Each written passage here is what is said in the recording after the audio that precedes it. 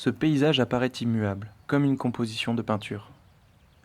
On pourrait se croire face à un étang ou un plan d'eau creusé, mais en réalité, cette surface dans laquelle le coteau se reflète, c'est un champ et l'eau qui la recouvre n'est là que pour un moment. Cette variation du paysage, on l'observe sur une journée, sur une saison, selon les années ou les siècles. Elle dépend des relations complexes qu'entretiennent les sociétés avec leur environnement.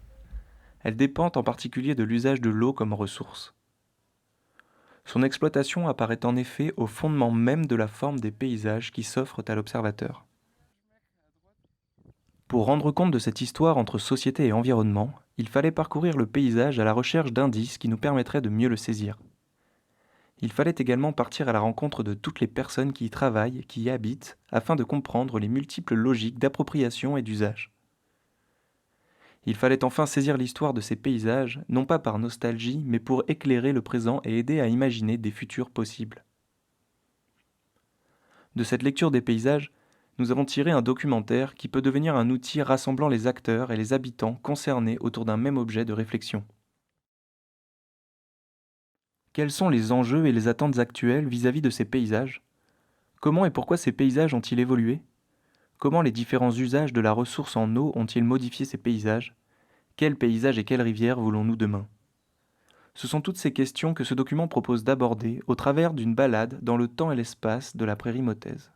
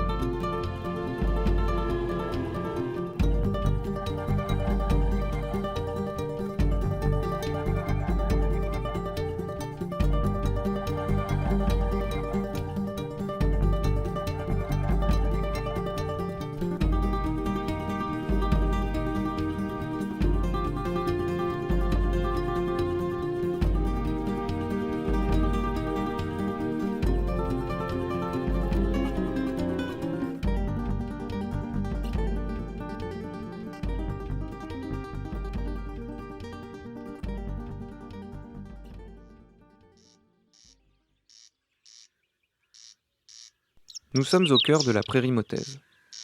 Les premières choses que l'on remarque, c'est l'eau omniprésente qui marque ce paysage agricole, et c'est cette grande perspective créée par le chemin blanc qui semble couper l'espace en deux et qui oriente le regard vers des masses boisées au loin.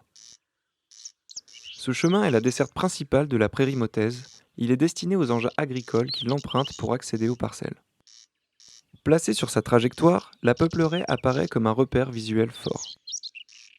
Les peupliers sont en général associés à des espaces de fond de vallée, souvent plantés à proximité de cours d'eau. De part et d'autre, on peut voir que l'espace est cerclé par des franges boisées moins hautes. De ce côté, elle se confond avec la ripisylve du Pamprou, l'une des deux rivières qui traversent l'endroit. De l'autre côté, c'est la ripisylve de la Sèvre niortaise, rivière qui a donné son nom à la vallée dans laquelle nous nous trouvons. Au loin, on distingue un coteau et quelques éoliennes dans les hauteurs. Les deux parcelles au premier plan sont impraticables à l'instant où l'image a été faite. Et si celle de droite ne permet pas de distinguer le type de culture, celle de gauche présente une terre nue, prête à être semée s'il n'y avait pas toute cette eau. Pour finir, on peut voir au loin une petite parcelle en prairie, témoin de ce que pouvait être cet endroit il y a quelques dizaines d'années encore. Prenons de la hauteur pour comprendre le territoire dans lequel s'inscrit la prairie motaise. Sur la vue aérienne, on retrouve le chemin blanc et les peupleraies. Les alternances des couleurs vertes et beige indiquent une présence importante de terres labourées à cet endroit. À une échelle plus large, on peut voir la confluence des vallées du Pamprou et de la Sèvre niortaise. Les espaces habités comprennent les villages de La Motte-Saint-Héret, Sainte-Éanne, Salles et Souvigné, ainsi que plusieurs hameaux comme les Châteliers, les Basses-Rivières ou les Essarts. Les plateaux, vastes plaines calcaires légèrement vallonnées, sont occupés par des grandes surfaces céréalières. Au nord-est, le coteau est marqué par la carrière de calcaire. La Motte Saint-Héret Implanté à cheval sur la pente et dans le fond de vallée, s'est adapté aux contraintes des crues en se développant dans les hauteurs. La D737 et la voie ferrée suivent ce principe en passant sur des terrasses intermédiaires hors des zones inondables. Au sud-ouest, le coteau est plus étendu et les terrasses qui le composent sont occupées par une majorité de prairies bocagères et de boisements, en plus de certaines parcelles cultivées. Sur les parties hautes des terrasses, on trouve des hameaux groupés et des exploitations, notamment d'élevage bovin, caprin et ovin. Pour finir, le fond de vallée large est traversé par un réseau complexe de rivières et de ruisseaux avec de nombreuses confluences. La Sèvre niortaise longe le coteau au sud-ouest. Elle est rejointe par le Pamprou, là où la vallée se resserre. Les deux rivières sont alimentées en surface par plusieurs affluents provenant des plateaux comme le ruisseau de la Glandune ou de la Savrelle. À ces affluents s'ajoutent les petits bras secondaires, souvent rectifiés pour le drainage des terres ou pour les biefs des moulins. Les moulins, qui font partie du patrimoine culturel de la vallée, sont parmi les ouvrages utilisés pour la régulation des flux et des niveaux d'eau, comme les bâtards d'eau et les déversoirs. Enfin, on trouve une partie de la motte Saint-Héret et des hameaux de Sainte-Éanne le long des rivières, le reste de l'espace étant occupé par les parcelles agricoles, maïs, peupleraies et prairies.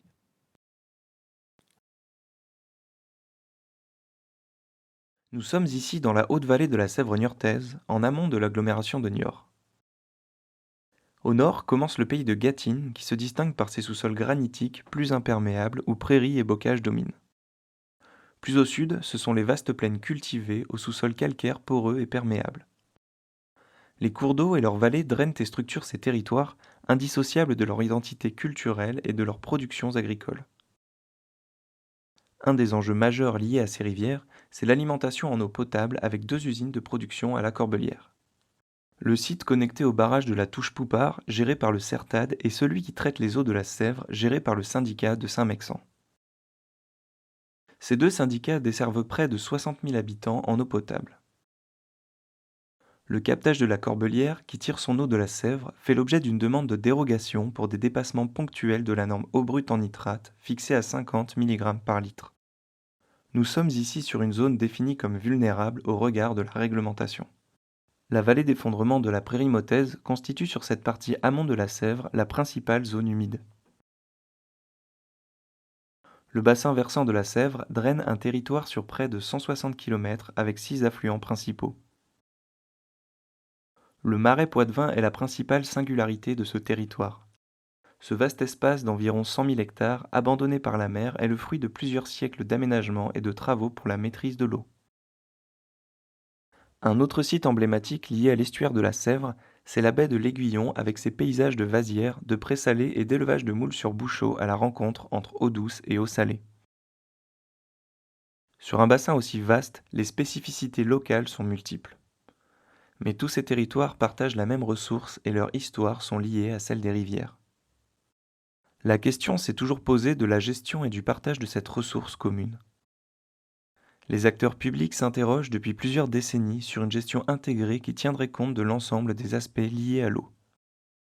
Le schéma d'aménagement et de gestion de l'eau, mis en place par les différents organismes publics, est ainsi la traduction de la directive cadre eau, promulguée en 2009 par l'Union européenne. Celle-ci vise à mettre en cohérence les différentes réglementations, et notamment la directive nitrate. L'objectif visé est le bon état écologique et sanitaire des cours d'eau. Le cadre réglementaire et les politiques contemporaines doivent ainsi répondre à des attentes transversales, parfois conflictuelles. L'amélioration de la qualité de l'eau en lien avec la préservation et la lutte contre la dégradation des milieux, la question des continuités écologiques, piscicoles et sédimentaires, la prévention des risques d'inondation et l'évolution des pratiques agricoles en faveur d'une meilleure qualité d'eau sur un territoire où les cultures sont omniprésentes. Autant d'orientations qui entrent en résonance avec les nouvelles pratiques récréatives autour des rivières, les préoccupations sur le cadre de vie ou la valorisation du patrimoine lié à l'eau. L'actualité récente, avec la condamnation de la France par l'Europe pour ne pas avoir correctement transposé la directive nitrate, montre bien la difficulté d'application des nouvelles orientations communautaires à une échelle nationale et locale. Cette condamnation, qui risque de coûter plusieurs dizaines de millions d'euros d'amende à l'État, est révélatrice d'une situation complexe avec le risque, à terme, d'une réglementation plus contraignante qui s'imposerait aux différents acteurs du territoire. Derrière ces orientations contemporaines qui visent un intérêt général et ce regard patrimonial, il existe des réalités locales dynamiques, mouvantes et d'une grande diversité. Pourquoi la prairie motesse concentre-t-elle autant d'enjeux? Quelle perception en ont les acteurs locaux et quels intérêts s'y croisent? Il faut quand même avoir à l'esprit que le lit majeur des cours d'eau, c'est essentiel, d'abord pour la protection de la qualité d'eau qui nous est chère à tous, parce que c'est notre eau potable, quelque part. Et puis aussi d'une autre production, par exemple les mytiliculteurs de la baie de l'Aiguillon ou les ostréiculteurs ont besoin d'une qualité d'eau douce pour aussi pouvoir produire. Donc c'est tout un ensemble d'acteurs et d'enjeux qu'il faut protéger. Quand le premier parc naturel du Marais Poitevin a été constitué, la prairie motaise, toute la vallée de la Sève était dedans et la prairie motaise était dans le Marais Poitevin. La particularité de la prairie, déjà, c'est qu'elle se trouve en zone salmonicole. Donc on est sur la partie haute amont d'un bassin versant. Ces rivières-là tempérées, disons entre guillemets, sans de température trop basse ni de température trop haute, sont des milieux très riches en larves. Et donc les truites se nourrissent essentiellement de ces larves et donc des insectes qui sont donnés par ces larves. La prairie qui est prise entre les deux rivières, elle, fonctionne comme une zone humide. C'est-à-dire que c'est un petit peu une zone tampon, d'une part, c'est-à-dire que l'hiver, c'est un champ d'expansion des crues, notamment. Mais c'est aussi une certaine réserve de masse d'eau, c'est-à-dire que toute zone humide, c'est une réserve de masse d'eau et qui concourt à maintenir le milieu dans son ensemble avec une certaine qualité et avec aussi une certaine fraîcheur. Parce que le temps que toute cette masse d'eau se réchauffe, parce que l'eau dans ces rivières au moment des crues ne fournissent pas. Elles viennent se mettre sur ces prairies, sur ce qui était prairie avant, quoi. Parce que maintenant, il y a pas mal de terres labourées et tout, ce qui est un peu dommage d'ailleurs. Et ça servait de tampon, et puis il y avait une biodiversité là-dedans incroyable, quoi. Il y a de tout, quoi. Ça a été déterminé comme une zone sensible pour la qualité de l'eau. Il y a un captage d'eau potable à 15 km à vol d'oiseau en aval du site, où il y a notamment un problème de concentration en nitrate qui sont trop importantes. Tout ce qui est zone humide, et notamment la prairie motaise qui est un site de taille importante, ça a vraiment un intérêt extrêmement important pour la qualité de l'eau.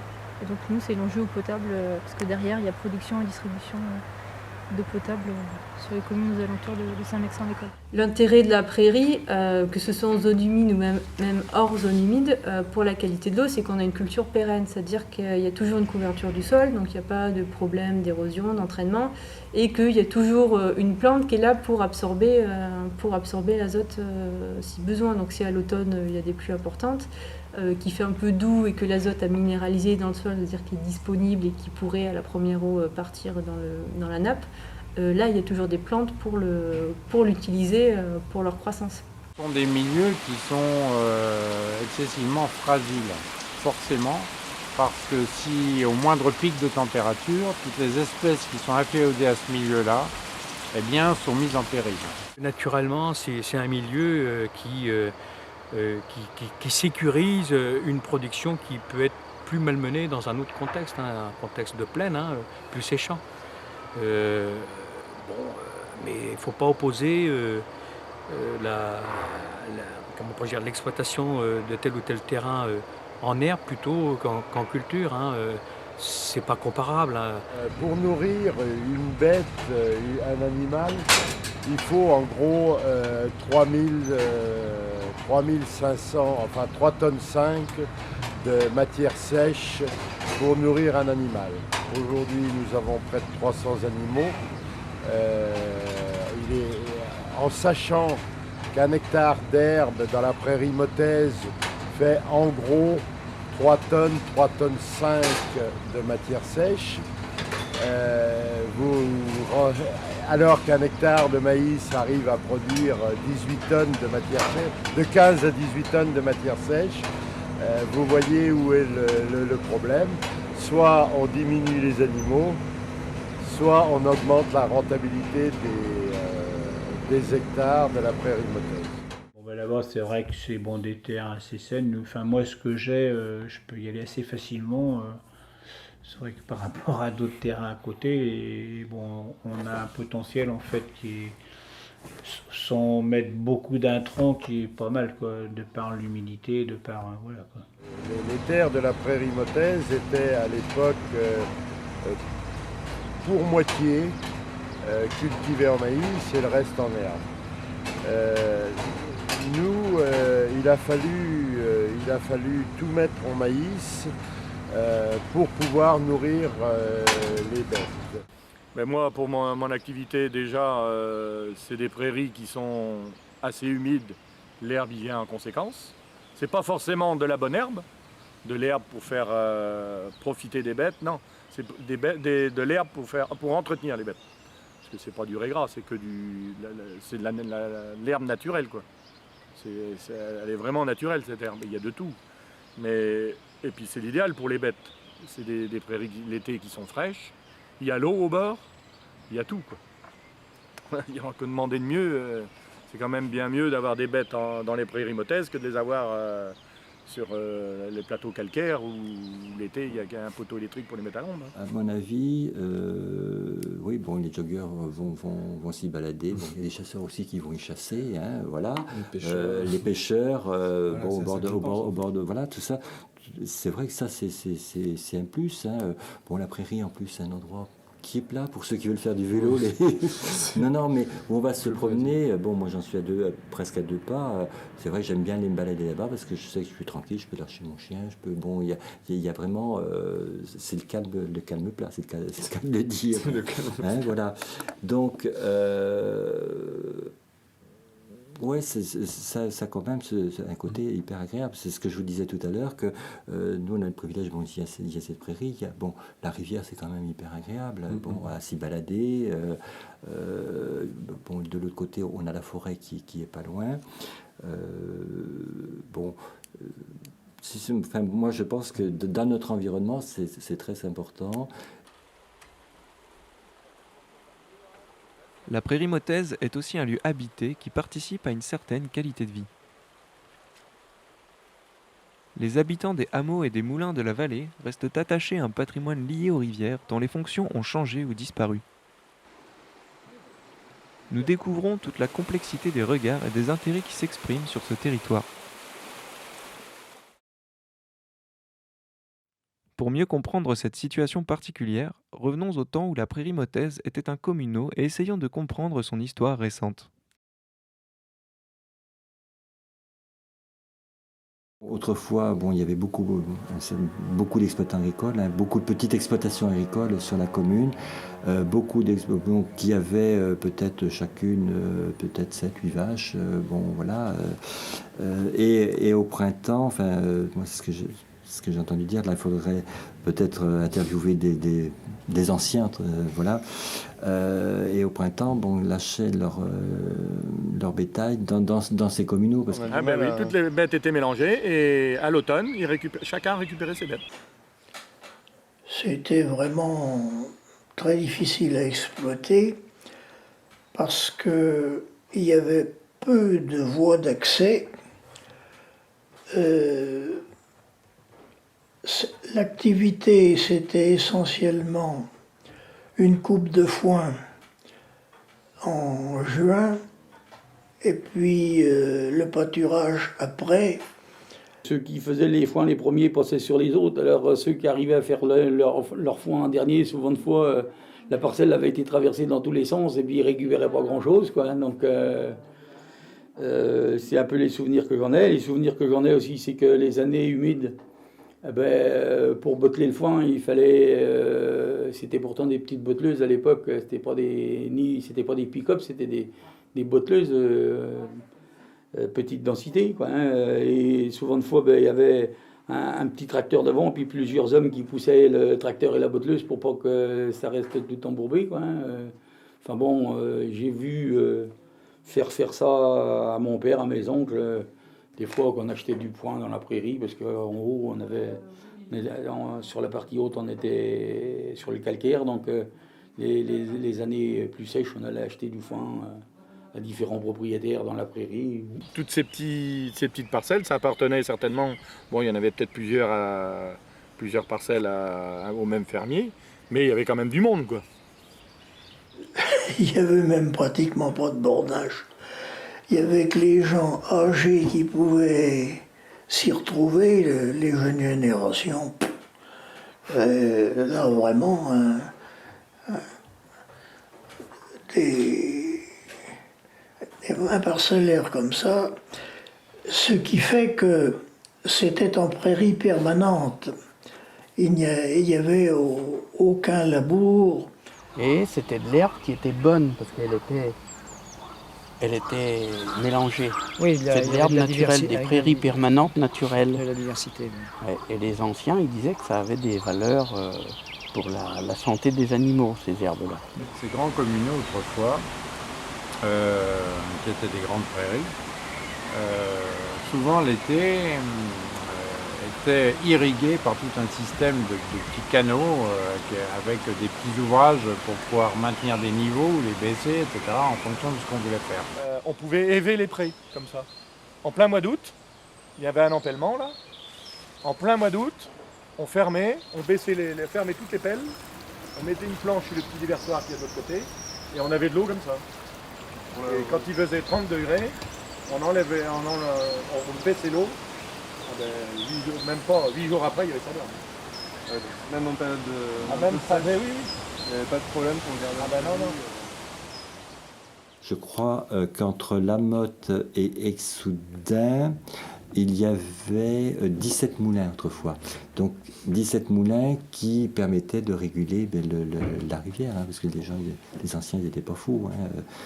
Il n'y avait pas plus d'inondations qu'aujourd'hui, je pense. Mis à part 2 maisons que je connais qui inondent, les cours inondent, mais les maisons d'habitation, l'eau, j'en connais quasiment pas où l'eau rentre dedans.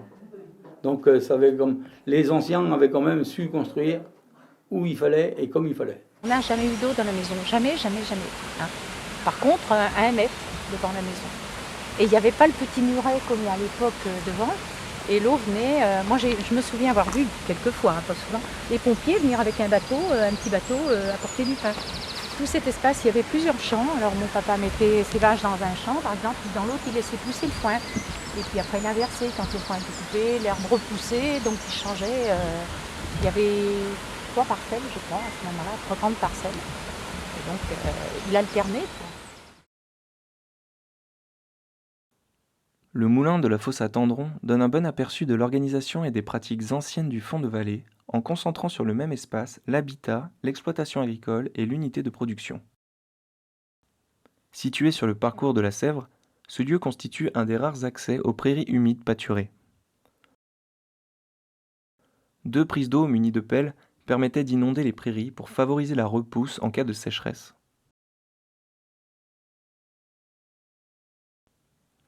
Après la fauche, le foin était stocké dans la grange attenante au moulin où se trouvaient également l'étable.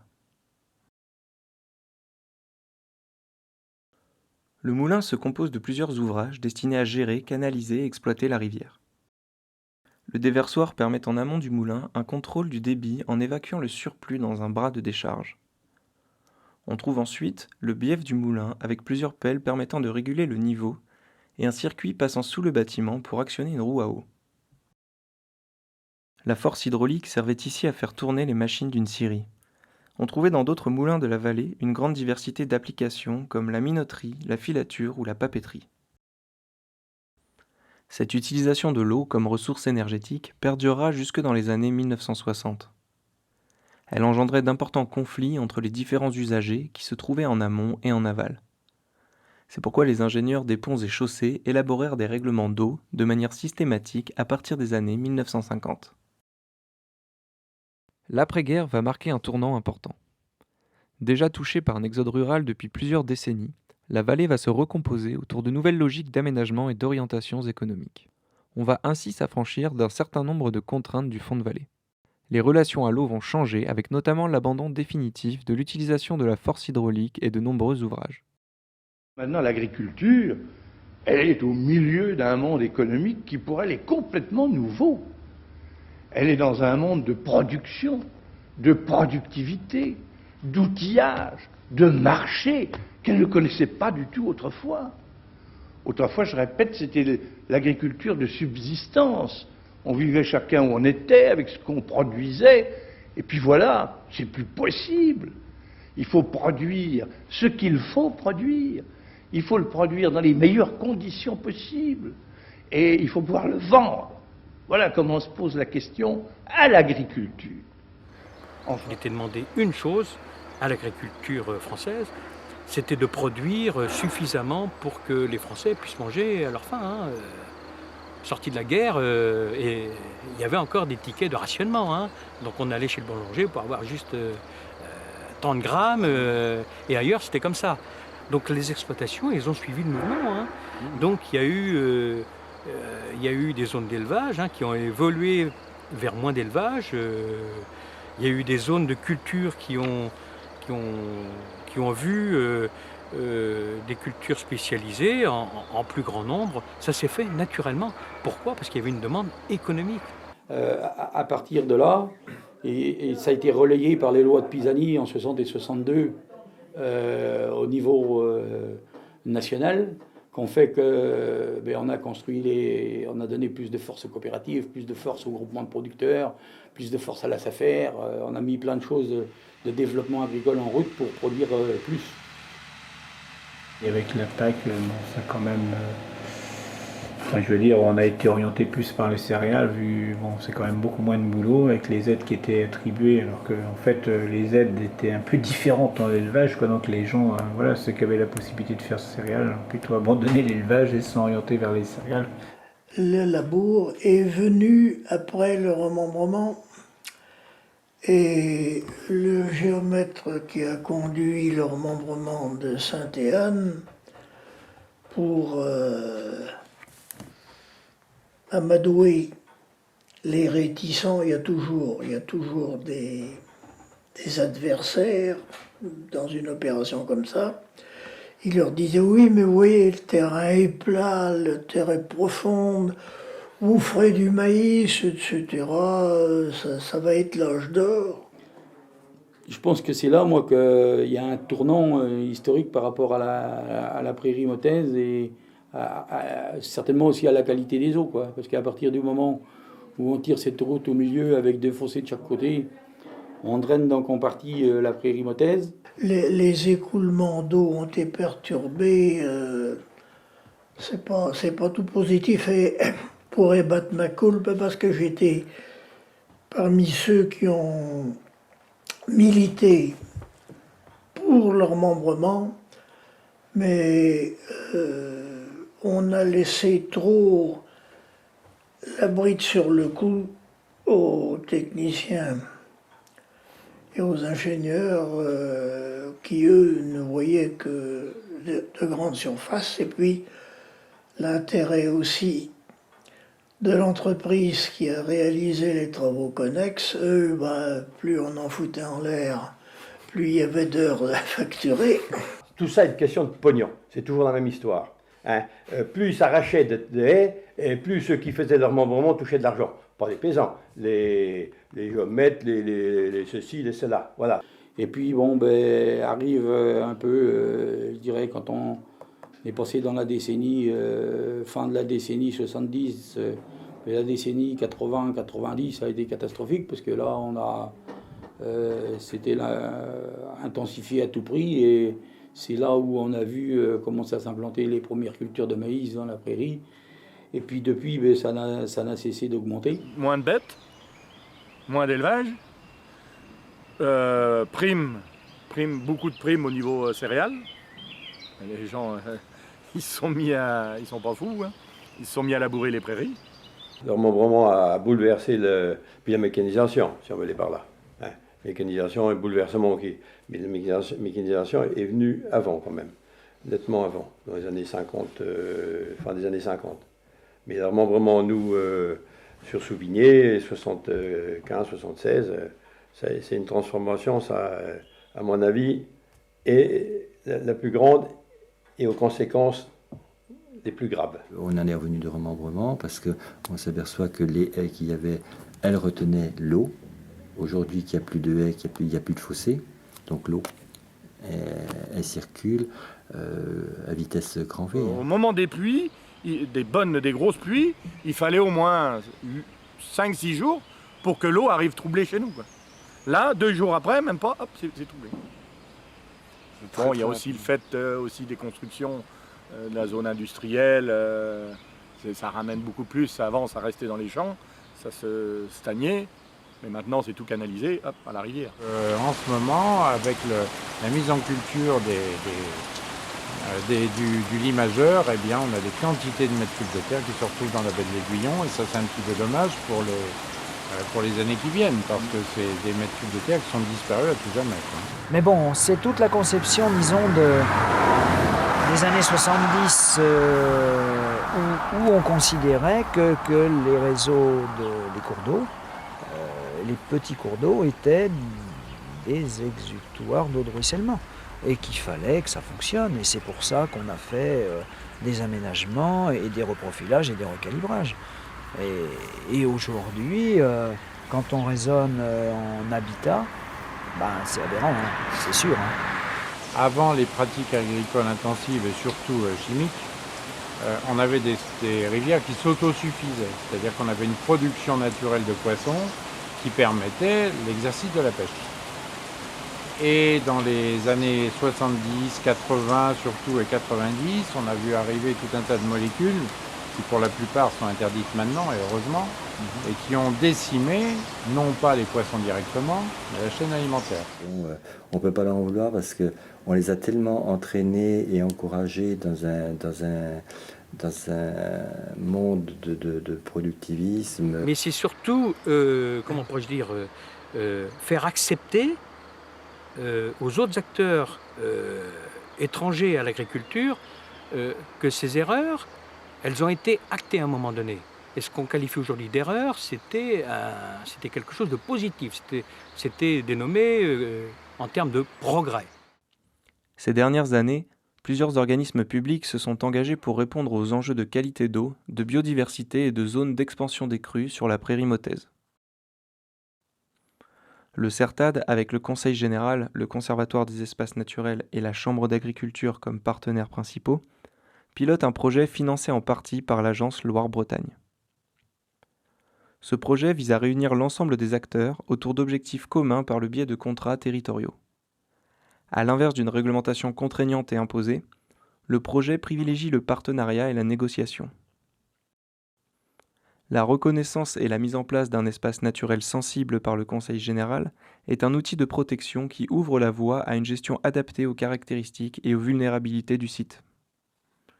Un outil juridique important de l'ENS, c'est le droit de préemption qui permet au Conseil général de devenir propriétaire de terrains présentant des fonctions écologiques, paysagères, remarquables ou menacées.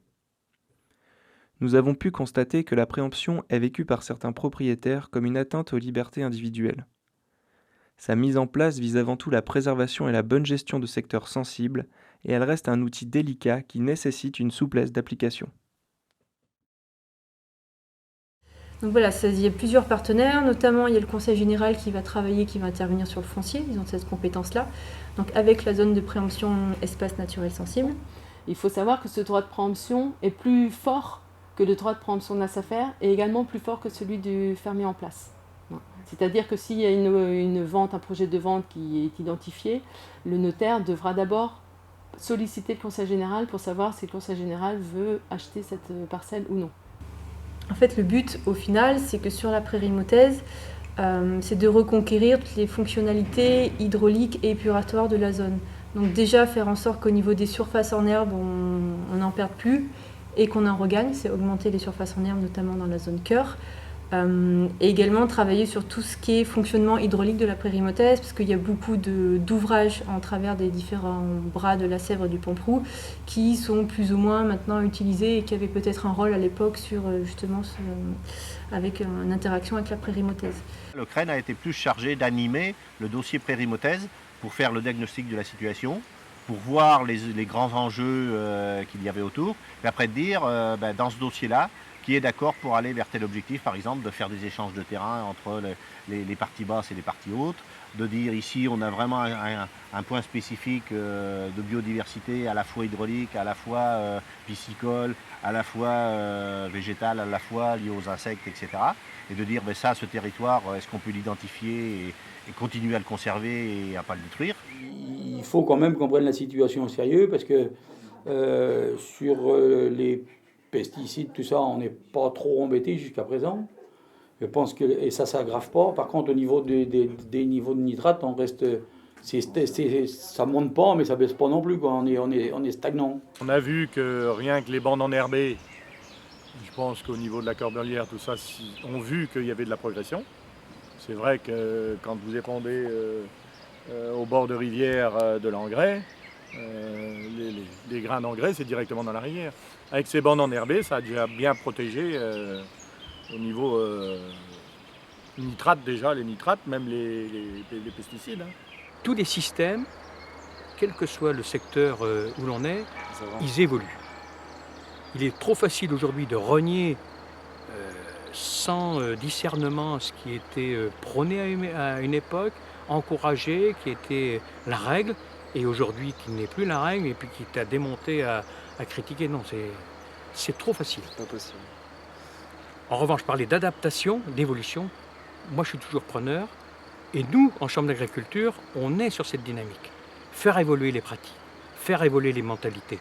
Ça s'appelle de la vulgarisation. Depuis la mise en place des bandes enherbées, 2006, on a vu réapparaître toutes les espèces à chaîne courte, c'est-à-dire celles qui sont très réactives. Donc les espèces, les insectes par exemple, aquatiques, les petites espèces de poissons, les vairons par exemple, les loges franches, les chabots, les goujons, toutes ces petites espèces-là sont réapparues en nombre depuis. Et donc, si on constate que les petites espèces sont présentes, eh bien les grandes espèces comme les truites vont revenir aussi. Donc le processus est en cours, mais il faut l'encourager. Après, la manière de conduire ces productions en milieu sensible, je pense qu'elle est possible en respectant l'enjeu qualité de l'eau.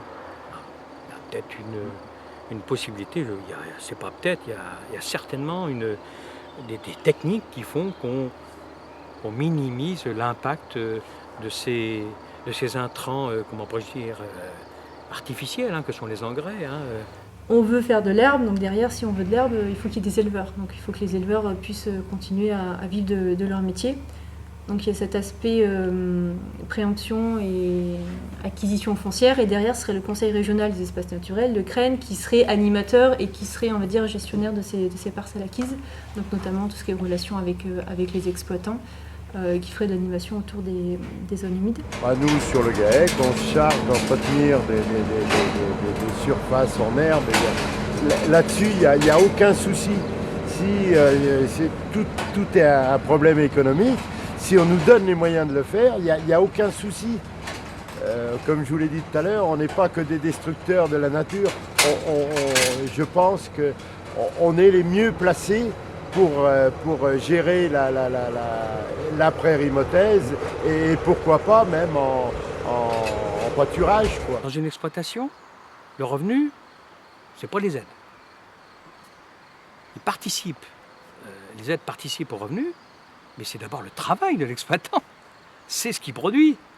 De la viande, des céréales, des légumes. C'est ça son revenu. L'acteur qu'est l'agriculteur, il demande une chose, quelle que soit sa production, c'est de vivre de son travail. À l'heure travaillée, on est de l'ordre de... Un céréalier arrive à dégager 50 € de l'heure de travail et un éleveur arrive à dégager 3 à 4 € de l'heure de travail. Vite le calcul. Le calcul est vite fait. L'élevage a disparu depuis 30 ans et disparaîtra encore du fait de la charge de travail qui incombe, quoi. Quand le conseil général sera propriétaire des prairies, donc de parcelles, l'idéal, ça serait qu'elles soient remises en prairie, mais bon, ça ne sera peut-être pas toujours possible. Voilà, d'ailleurs, qui est aussi, si on demande à l'exploitant s'il le souhaite qu'on remette les parcelles en herbe, qu'il y ait une réduction au niveau du coût du loyer que l'exploitant paye à la collectivité. Mais l'idée, ce n'est pas de devenir propriétaire de toute la prairie motaise et surtout d'imposer des choses et d'enlever tous les éleveurs tous les agriculteurs pour faire autre chose. Je pense qu'il faut être vigilant pour essayer d'atteindre les différents objectifs. Donc la préservation de la ressource en eau, donc par la reconquête des prairies dans la zone en question, mais c'est également ne pas fragiliser les exploitations dans leur dimension économique. Donc c'est ça qu'il faudra mener de concert entre les différents acteurs de ce territoire. Après, les autres compensations et accompagnements financiers, ça peut être les mesures agro-environnementales. Donc on attend les prochaines MAE en 2015. Donc il y aura normalement des MAE zone humide, on les espère, qui vont permettre d'avoir une compensation pour maintenir et gérer une parcelle en zone humide. La moitié des paysans vont passer leur exploitation dans les 15 ans à venir. Si on ne trouve pas un potentiel de 40 ou 50 hectares dans toute la plaine qui entoure cette prairie motaise, parce qu'il y a tous les côtés, c'est qu'on n'a pas la volonté politique. Après, il faut un partage politique. Et après, ceux qui disent non, il faut qu'ils aient le courage de dire non. Et pourquoi ils disent non? Parce que ça va être un travail de longue haleine, parce que, un exploitant quitter ici une terre qui va être jugée rentable, parce que le maïs, il y a tout un trust derrière, on sait bien évidemment. Il va falloir que c'est à proximité, mettons, de son exploitation ou pas très loin de son exploitation, pour lui proposer d'autres terrains un peu plus loin.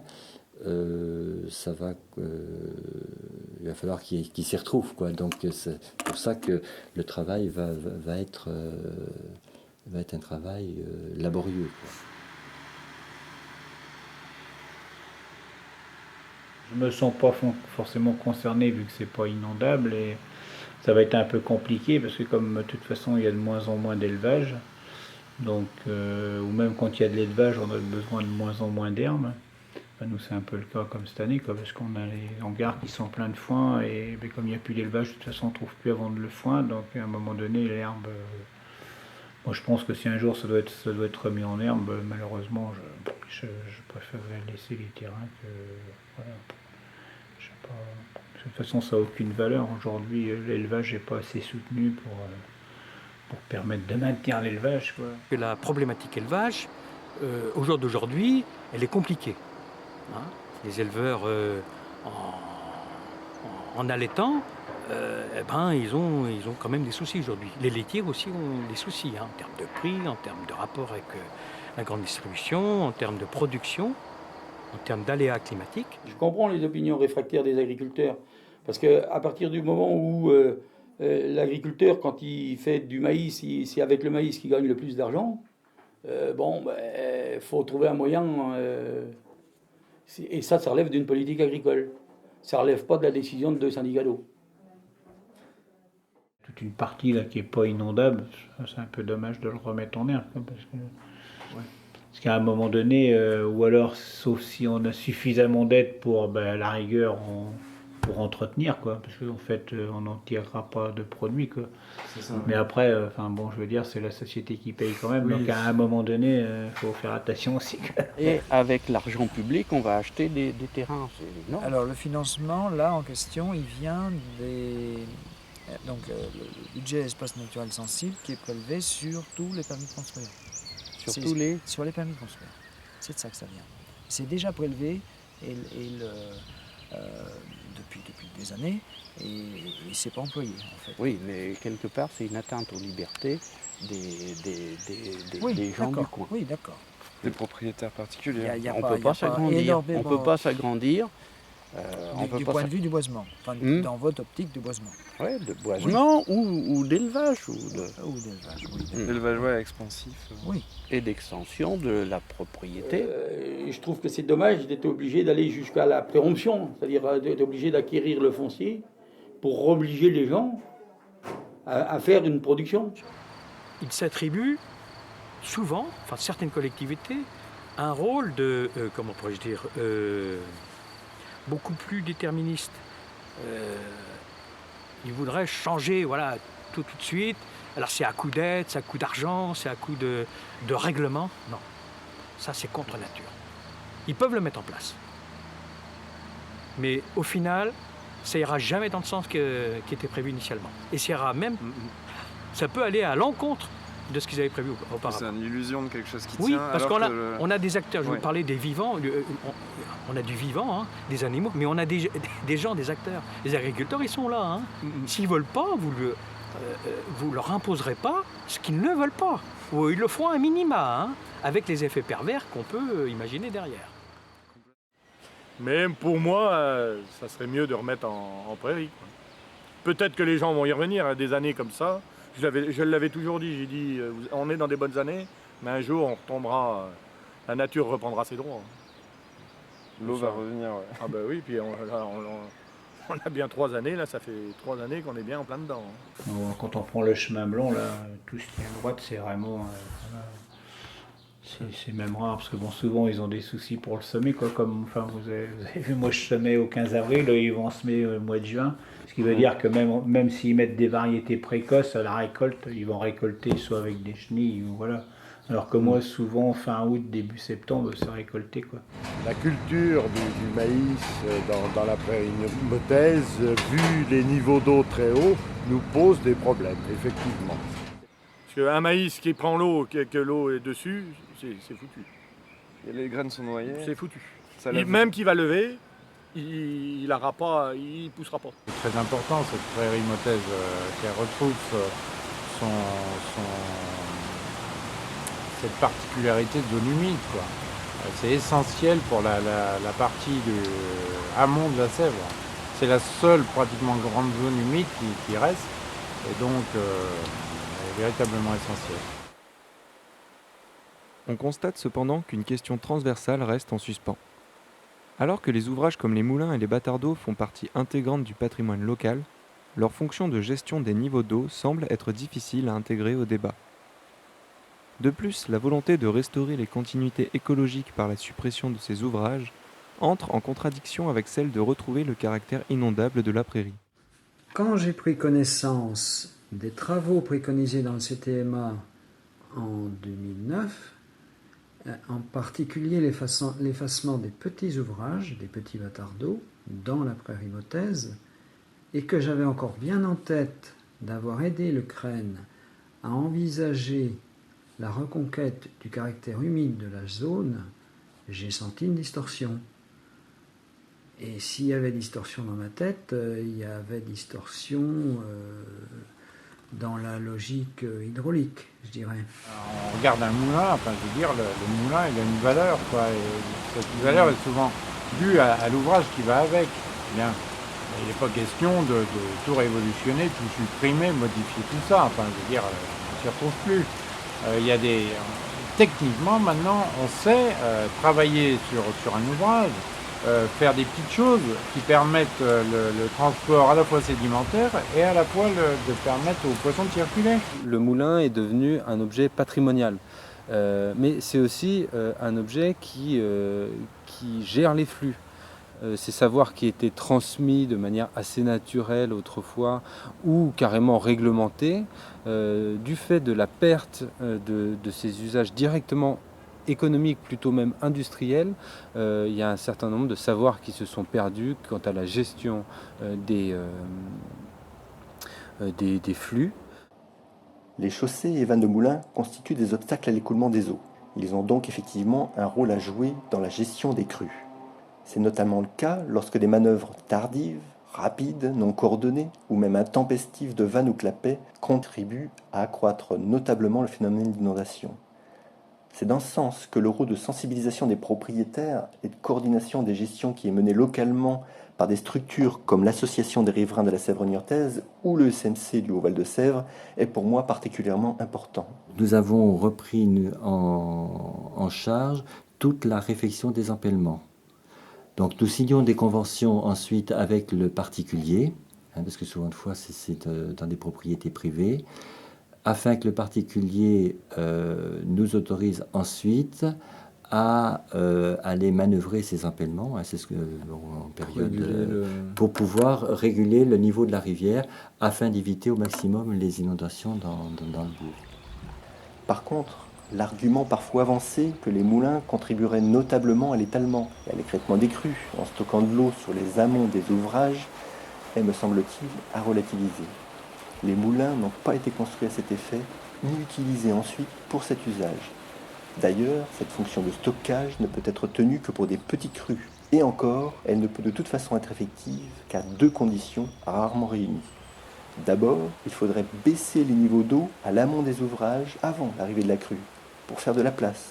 Ensuite, il faudrait arriver à retenir l'eau en mettant en place une gestion fine des vannes visant à freiner l'eau. Si ce n'est pas le cas, on ne peut pas à proprement parler de stockage d'eau. De toute façon, pour les crues moyennes et importantes, l'eau passe par-dessus les chaussées.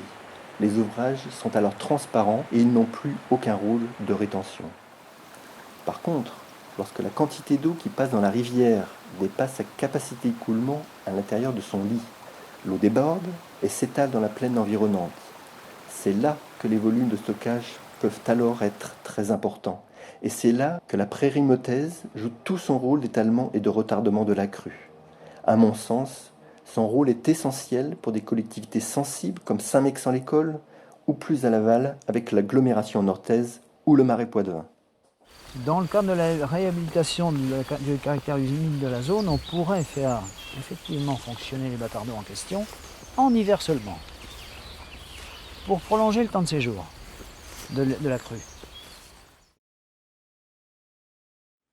Les politiques contemporaines de l'eau doivent donc répondre à des attentes multiples d'ordre économique, écologique, sanitaire et de sécurité. Elles s'élaborent à la croisée des logiques d'acteurs, des choix individuels et collectifs. Au cœur de cette tension, le partage et le maintien de la qualité de la ressource hydrique. Pourtant, on observe depuis plusieurs décennies l'émergence de nouvelles fonctions matérielles et immatérielles attribuées aux cours d'eau. On pourrait en effet également parler d'un tournant symbolique et patrimonial qui confère aux fleuves et rivières une valeur culturelle et identitaire inédite. De nouvelles pratiques récréatives voient le jour et le cours d'eau incarne désormais un foyer de ressourcement au cœur des territoires productifs. Cadre de vie, espace récréatif, lieu de mémoire, le cours d'eau est devenu un patrimoine paysager. L'idée a été lancée de mettre en place tout un circuit, qu'il soit piétonnier ou ouvert au vélo, tout le long de la Sèvre par exemple. Ça peut être ça peut être ouvert après à la pêche, c'est ce qu'on disait tout à l'heure, mais de faire découvrir toute la Sèvre et toute la richesse de la Sèvre à travers un tel projet.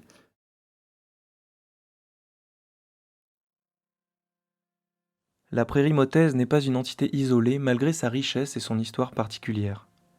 C'est un site témoin de l'évolution des relations de nos sociétés avec les cours d'eau, témoin d'une certaine tension entre des logiques d'acteurs ou des politiques en lien avec les zones humides. Mais il s'agit surtout d'un site pilote qui pourrait permettre d'engager une véritable dynamique territoriale. Dans cette perspective, ce document n'apporte aucune recette toute faite. En revanche, il a permis, du moins c'est ce que nous souhaitions, de montrer des intérêts et des conceptions qui doivent, sur un même territoire, s'accorder pour parvenir à envisager un futur où chacun a sa place. Il s'agit d'une étape préliminaire qui met en évidence des divergences ou des avis qui se rejoignent. Plus largement, il constitue un outil qui vise à susciter l'intelligence collective afin que les partenaires collaborent et trouvent leurs propres solutions. Gageons que ce détour par les paysages aidera à penser les projets en matière de gestion de la ressource et d'aménagement des cours d'eau dans toutes leurs dimensions territoriales, environnementales et culturelles. Espérons que cet outil permettra aux acteurs locaux et aux habitants de penser les connexions entre la protection de la ressource et les nombreuses autres questions qui concernent la gestion des territoires et le développement local.